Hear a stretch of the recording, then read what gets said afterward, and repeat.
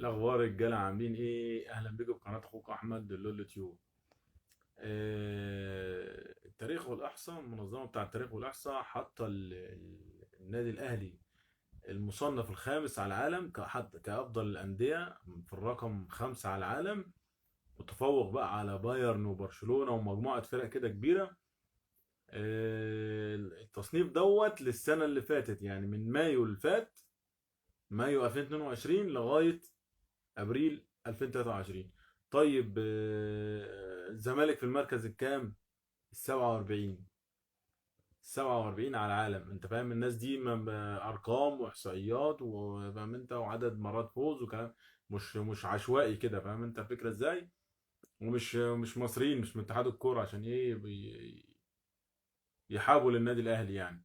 النقطة التانية اللي أنا عايز أتكلم فيها، مصطفى محمد ما بيشاركش في مباراة نانت الأخيرة اعتراضا منه، عشان هو مش عايز يلبس العلم بتاع دعم المثلية. في احتمال إن هم يوقفوه أو حاجة زي كده ويعملوا عليه عقوبة. أنا مش فاهم الدوري الفرنسي ده ولا الناس دي. هو أنتوا يا جدعان، أنتوا شمال، عايزين الدنيا كلها يا إما تبقى شمال زينا يا إما أنت اللي تبقى غلط. أنا مش فاهم دي إزاي يعني. قبل كده في رمضان يقول لك اللي هيصوم ما يلعبش، ودلوقتي يقول لك اللي ما يحطش العلم. انتوا عايزين ايه؟ انتوا كلكم عايزين تتشطوا؟ انتوا بتدقوا، عايزين الناس كلها تدق. انت فاهم الفكره ازاي؟ الدوري ده يا مصطفى اخلع. ده دوري، دي بلد اصلا عنصريه طول عمرها، وبلد مقرفه، وبلد محتله طول عمرها. فدلوقتي بقى ايه؟ بلد بقت كلها بعجل. عايزين يبقوا هم عجل، وعايزين الناس كلها تبقى عجل. ده حاجه، فاهم انت؟ ده دوري مقرف. سيبهم ويمشي. النقطة الثالثة، في خبر كده مفرح للأهلاوية، رغم إن أنا مش عارف ليه الاتحاد المصري بيوافق للأهلي على، وزير الرياضة بيوافق الأهلي على 10000 متفرج في الماتش العودة بتاع الترجي.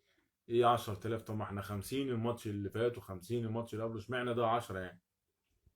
إيه الحكمة من 10 يعني؟ أنت فاهم إزاي؟ معرفش، بس كده كده إحنا الحمد لله حطينا الترجي في شوال يعني، وخلصنا القصة من هناك.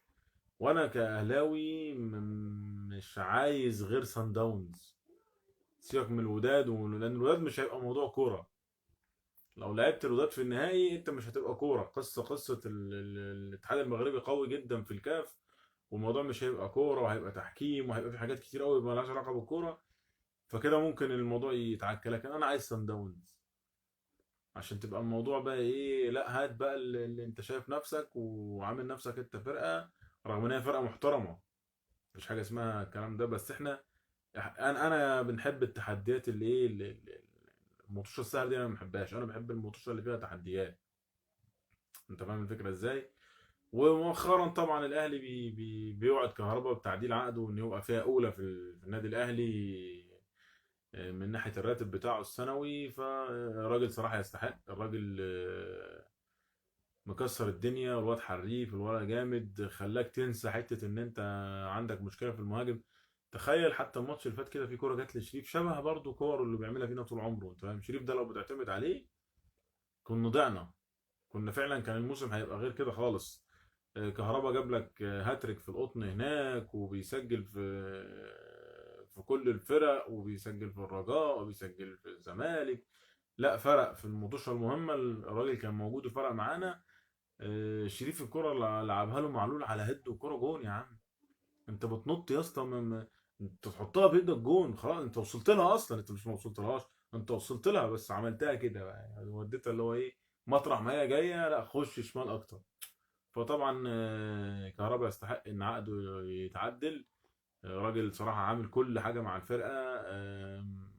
نتمنى يبعدوا عنه بقى، والعقوبات والعك اللي بيحصل دوت، لان الراجل ده هيبقى مفيد حتى للمنتخب المصري مش للاهلي وبس. ومش عارف هنلعب ماتش العودة بتاع الترجي ده ولا ما نلعبوش، ولا اما خلاص يا جدعان. خلاص، هنعمل فيهم ايه تاني؟ كفايه عليهم كده الناس.